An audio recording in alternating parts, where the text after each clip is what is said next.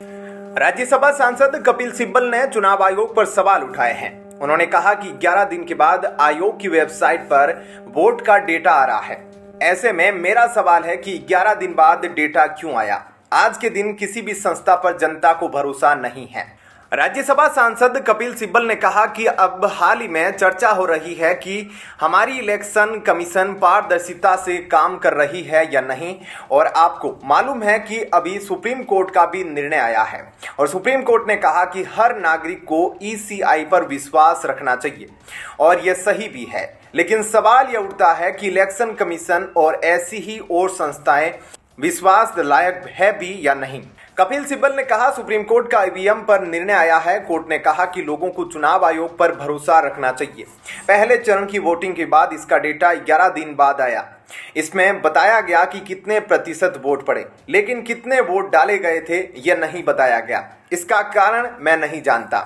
उन्होंने आगे कहा कि हम चुनाव आयोग पर विश्वास रखेंगे, लेकिन आयोग को प्रेस कॉन्फ्रेंस करके बताना चाहिए कि 11 दिन डेटा जारी करने में क्यों लगे। संदेह पैदा होने पर लोगों का विश्वास भी कम होता है। ऐसे में जानना जरूरी है। दरअसल लोकसभा चुनाव को लेकर होने वाले 7 चरणों में से 2 चरण हो चुके हैं।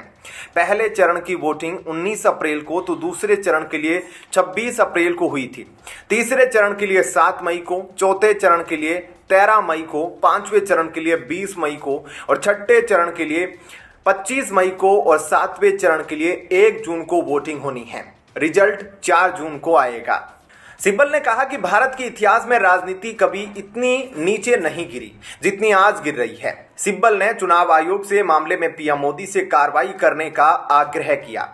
सिब्बल का हमला प्रधानमंत्री मोदी के उस बयान के एक दिन बाद आया है जिसमें उन्होंने कहा था कि अगर कांग्रेस सत्ता में आती है तो वे लोगों की संपत्ति मुसलमानों में फिर से बांट देगी, और उन्होंने पूर्व प्रधानमंत्री मनमोहन सिंह की उस टिप्पणी का हवाला दिया कि देश के संसाधनों पर पहला हक अल्पसंख्यक समुदाय का है। सिब्बल ने कहा, पीएम के भाषण के बाद करोड़ों लोग निराश होंगे।